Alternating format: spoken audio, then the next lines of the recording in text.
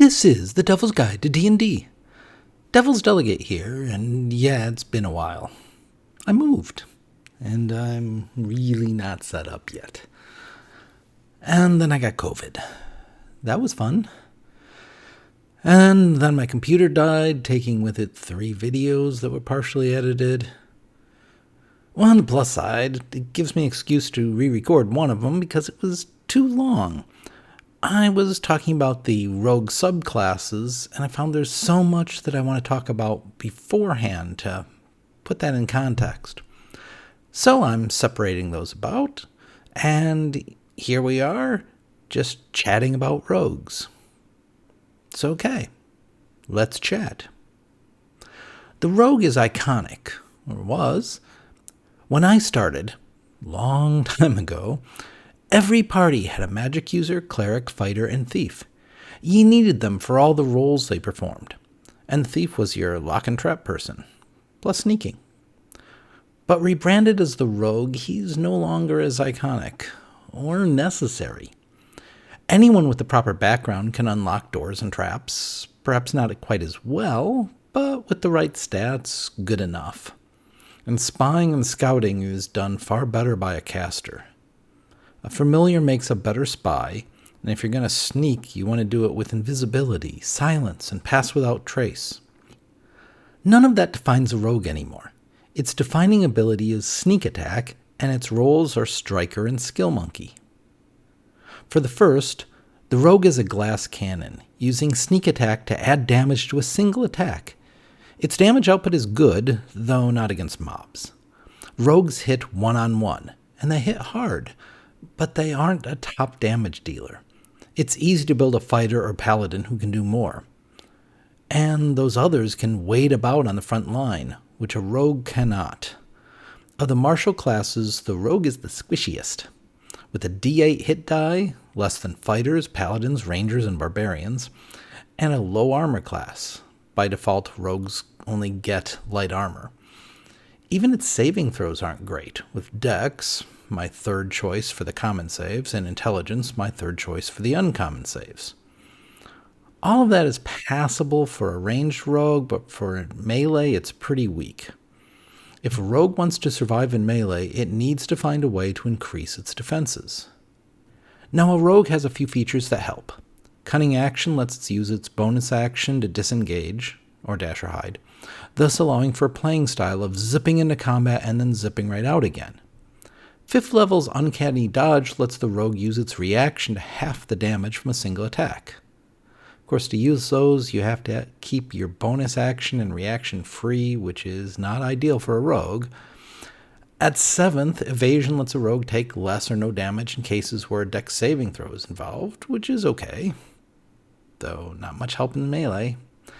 And 15th level's Slippery Mind supplies proficiency in wisdom saves, which is great, but comes a bit late, and again is minor help for a rogue standing on the front line.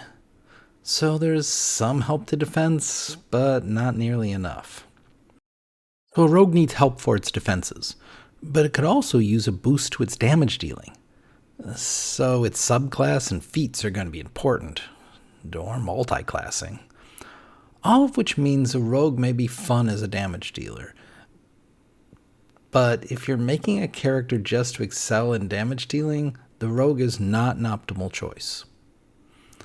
Of course, the rogue has another role in the party, skill monkey. And here it stands a bit higher, joining the bard as one of the 2 best, and really the only 2. Being a skill monkey allows for all kinds of other roles. Party face, scholar, lock and trap person, scout. But a skill monkey is its own role because other classes are pigeonholed into which skills they take. They don't have the options, and with their attributes will only be good at a few things. A skill monkey can fill in all the party's gaps, meaning you don't build a rogue in isolation. You make it knowing what everyone else is playing so you can cover anything the others can't. A skill monkey is not about having all the skills, but rather having the skills that are needed and the others can't cover. There's builds out there that show you how you can get every skill. Those are cute, but they're not good characters. So what makes this rogue a skill monkey? First, You start off with 4 skill proficiencies, which is more than any other base class. Most only get 2, with bards and rangers getting 3. And you get to choose those from 11 possible skills out of 18 total, which gives you much more flexibility than the 5 to 8 that most classes have to choose from. Though the bard is the winner here, being able to choose any of the 18 skills. At first level, the rogue also gets expertise with 2 of those skills, doubling the proficiency bonus, and expertise with 2 more at 6. So if you put your expertise on skills where your relevant attribute is really high, then no one except a bard can compete, discounting spells.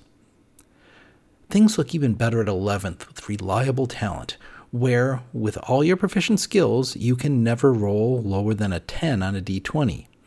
And this is where the rogue really excels. It's area where it is better than any other class. It comes on a bit late, but it is so good. A rogue is almost never going to fail a skill check. Now it is restricted to ability checks where you add your proficiency, meaning that it's far more important for a rogue to be proficient in lots of skills than anybody else. The skilled expert feat should always be on your mind, and the rogue is the only class where I'd recommend the skilled feat. I'd also choose a race that grants skills, such as the half-elf, which grants 2, or variant human that grants 1, but also a feat that could be skilled expert. Let's get to the big problem. 5th edition hasn't done a great job of defining individual skills and skill use, leaving it vague and up to the DM. The problem with that is that in many games, since it isn't clear, skills get left aside. Skills should be as important as combat since they deal with so many aspects of the campaign, but instead often only a few skills, the clearest ones, get used. Deception, stealth, and perception normally get play, but less so the rest. So if you want to play a rogue, make sure the DM is interested in having skills be an important part of the campaign. And you need to be constantly finding ways to use them. And if the DM really only cares about perception and stealth, then don't play a rogue. If skills don't matter, the class really can't compete. If all you want is a stealthy ranged striker, how about a ranger? From here on, I'm assuming a game where skills matter. So what skills should you take, and where to place your expertise? As mentioned, a skill monkey should be taking whatever is needed. But what's needed? And what if you don't know the makeup of your party? Well, let's see. Your choices are the strength-based athletics, dexterity-based acrobatics, sleight of hand and stealth, intelligence-based investigation, wisdom-based insight and perception, and the charisma-based deception, intimidation, performance, and persuasion. And you get Thieves' Tools for free, which is probably one you should consider for expertise. Sure, others can use Thieves' Tools, but they have to go out of their way to get it, the proficiency. Of note, Thieves' Tools generally use dex, and you'll have a high dex. In fact, as a rogue, you should be doing everything you can to have a 20. But one thing to keep in mind that's often forgotten is Thieves' Tools don't have to use dex. It uses whatever the DM thinks is best for that particular lock or trap. So while dex might be the most common to move those little tools about, intelligence comes up frequently. Figure dex might help you cut the green wire, but intelligence helps you figure out that it's the green wire and not the red that you need to cut. Any attribute could be used. Strength if you have to bend or hold something very still. I'm thinking of a James Bond film where a magnetic ring had to be held perfectly still because if it touched the metal next to it, the bomb would explode. Constitution could be relevant if trap was in ice water, or perhaps if it was red hot. Wisdom if you have to notice tiny changes.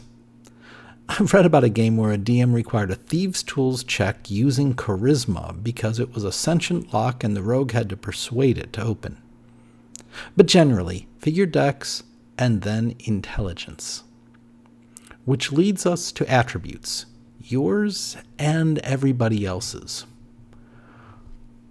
What skills are the rest of your party likely to be good at?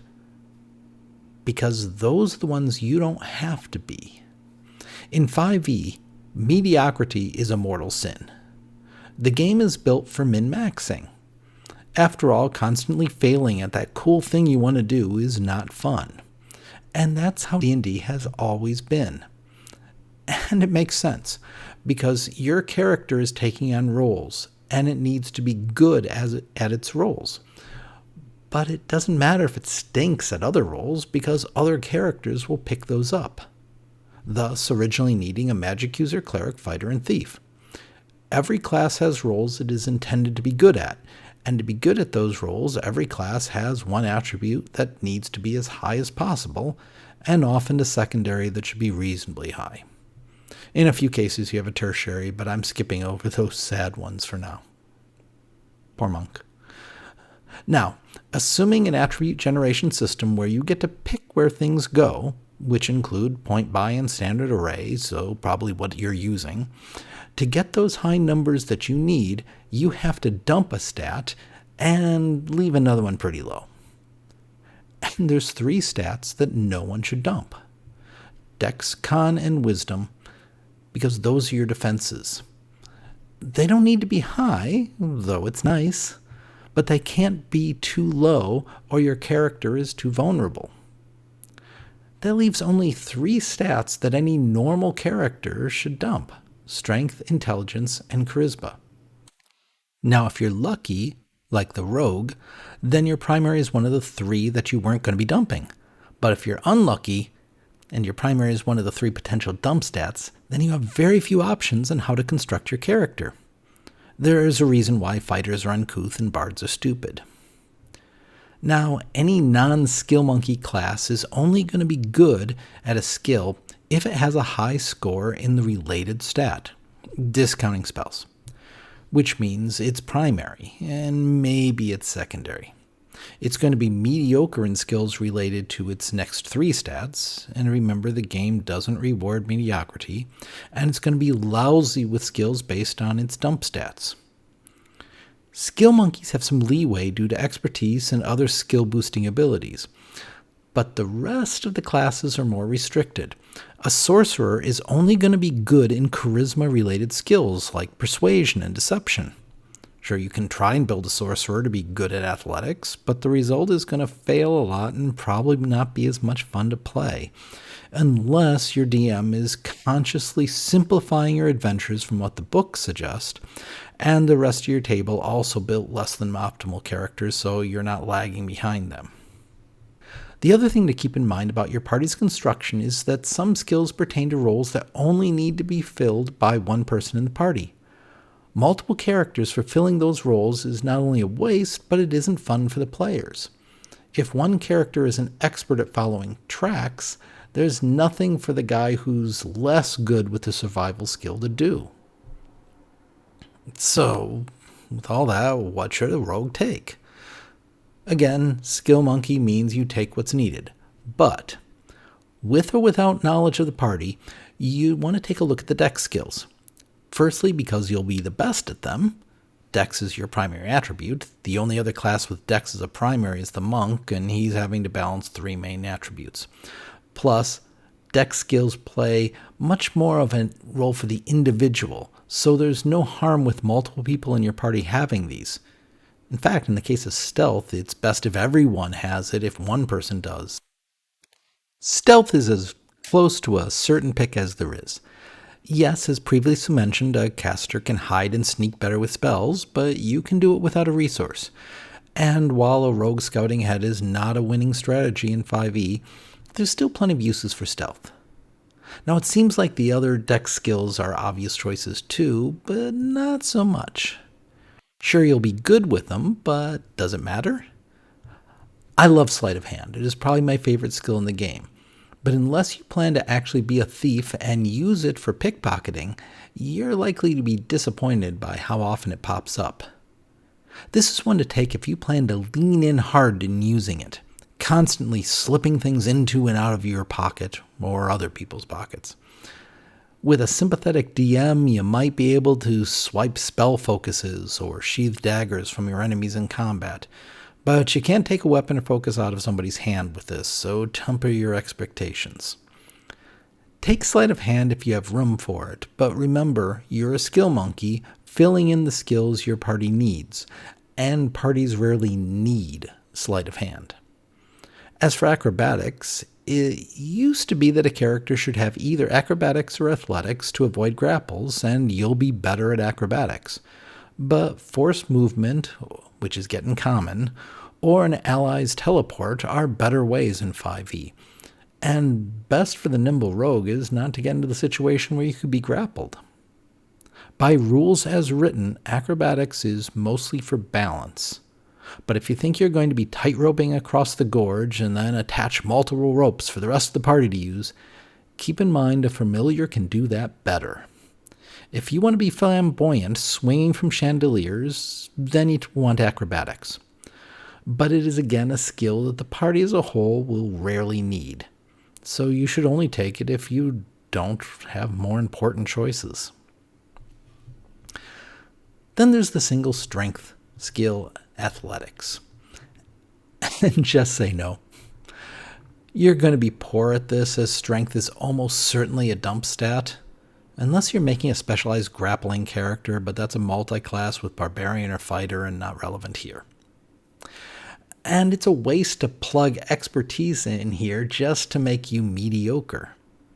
Plus, the party's going to need a tank, so you're safe in assuming there will be a fighter or a barbarian or a paladin or somebody, all of whom will probably take Athletics and will be much better than you at breaking down doors. It's their moment. Let them have their time to shine. Okay, how about the wisdom skills? Insight and perception. The others, animal handling, medicine, and survival, aren't on your list. Now, insight and perception are good to have. Figure if you're the one disarming traps, it's nice if you're the one finding them with perception. It isn't necessary for you to be the one, and while your party could use a backup person with perception, everyone in the party doesn't need it. Half the classes are offered it, so it's going to be around the party, and raising your wisdom is not a good investment for you. Clerics, druids, monks, paladins, and rangers are all likely to have significantly better wisdoms than you. And while perception isn't on the cleric's list, it's almost a given that a cleric will take a background to get perception due to that high wisdom. Yeah, perception is a great skill to have. But if your party has 2 or more of the higher wisdom classes, you can give it a pass. If you don't know the party's composition, then I'd take it, even though there's a decent chance it will be covered by multiple others. As for insight, similar issues. It isn't as necessary a skill to the party as perception is, so skip it unless you know there are no clerics or high wisdom classes in your party. That leads me to the charisma skills, which seem particularly useful, and deception, intimidation, and persuasion feel very roguelike. However, this is when you really need to be thinking about your party. These are the face skills, and you really don't need 2 faces in the party, and don't want more than that. Figure, if one character fails to persuade the city guard that you are not the spies they're looking for, it's unlikely somebody else is going to get a crack at it before they attempt to arrest you.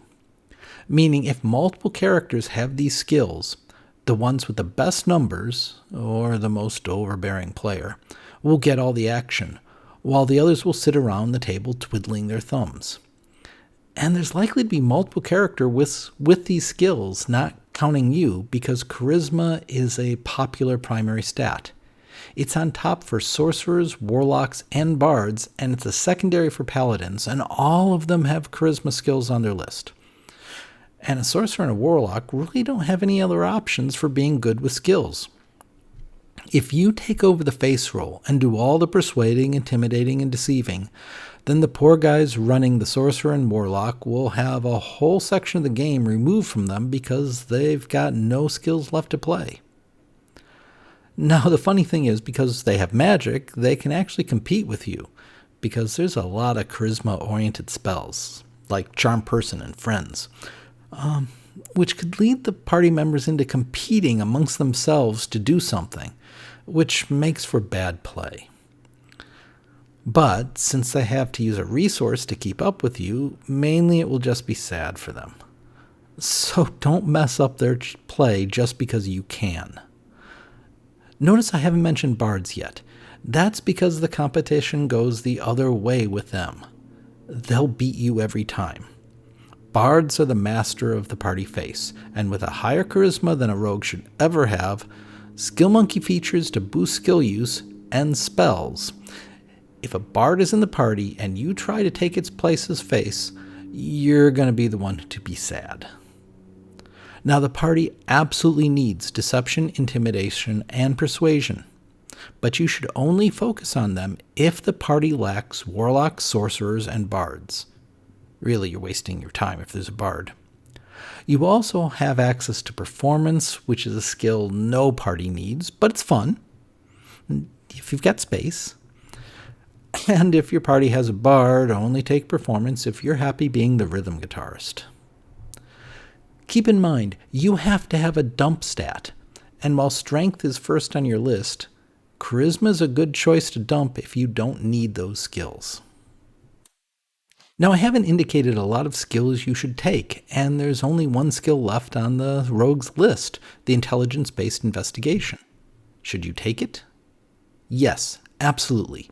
Remember I said it would be nice if you were the one finding traps or hidden doors if you were going to be the one undoing them? Perception is one way to find those. Investigation is the other, and it's almost certain no one else will be really good at investigation. Which leads us to someplace odd.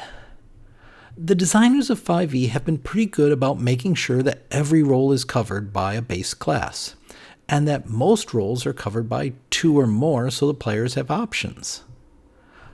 But they missed one. The Scholar.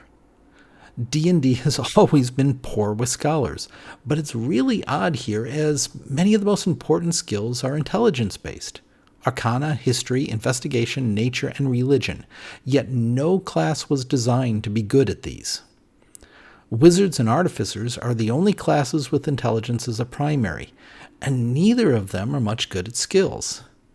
The artificer is better due to Flash of Genius at 7th and the guidance spell, but not good enough, and both of those classes only get 2 skills and neither have all the intelligence skills on their list. Only the Warlock has all 5 available, and Warlocks have no room to put points into intelligence. And no base class has intelligence as a secondary. Remember, there's only 3 stats that are dumpable, and more classes need strength and charisma, meaning intelligence is the most dumped stat in the game. Those who don't have to dump intelligence often do anyway, because being passable at 1 or 2 intelligence skills is not enough motivation to invest in it, and intelligence doesn't have anything else to offer to most classes. A couple subclasses require intelligence, but usually they just make the builds complicated rather than opening up ways to be a scholar. Eldritch Knights are not going to be scholars. The Knowledge Cleric is better, but boosting intelligence to a secondary for a cleric has major drawbacks. So, unless you know your party is going to have a wizard, and that wizard is taking multiple feats to boost skills, there's going to be no scholar in the party. No one is good at the intelligence skills, and you'd be lucky if you've got someone who's mediocre with them. Most will be terrible. The other skill monkey, the bard, can't manage it, since his intelligence has to be low or mediocre at best. But the rogue can manage it. It's awkward because the designers messed up, but not that awkward. Since the rogue's primary is one of the 3 non-dump stats, it can put points into intelligence, making it a secondary, and still have 2 stats to dump. The problem is that only 1 of the 5 intelligence skills is on your list, so you have to do a bit of finagling to get 2, 3, or 4 more. But as I mentioned earlier, a background will get you 2, the skilled feat can get you 3, and skilled expert gets you 1 plus expertise. And since you get more ability score improvements, thus more chances to take a feat, than a wizard, the feat cost isn't as great for you. Or choose a half-elf race and you get 2, or choose either variant human or custom lineage and get a skill plus a free feat. I recommend skilled expert over skilled to start with, as it's a much better feat, particularly at low levels. Mix and match, and it will be nearly painless to add 2 or 3 of the scholarly skills. And yes, I'm saying you should do this. Unless that weird wizard is around, and you'd still be better than the weird wizard. This is something that only a rogue can do. Intelligence should be the secondary stat for a rogue unless there's a really good reason for it not to be, such as having to dump it to raise charisma in that rare party where no one else can be the face. Now, as I said, you're the skill monkey, so adjust based on the party. But if you don't know what your party is going to be, then it's reasonable to assume that the charisma skills and the wisdom skills will be covered, but the intelligence ones will not. So for me, building a rogue, I'll have an absolute minimum of 8 skills by 4th level. My favorite build has 10 by 2nd. As I'm a skill monkey, what those are depends on the party, but with absolutely no knowledge of what the other players are making, which is not the best way to start a game. They will include stealth with expertise, arcana, probably with expertise, history, investigation, religion, and perception. Next time, I'll be back to look at the rogue subclasses, which is why I did all this talking to begin with, and seeing which ones boost damage, defense, and skill use, and which ones offer little and cost too much. And that's it for now. Remember, Irish whiskey, it's a lifestyle.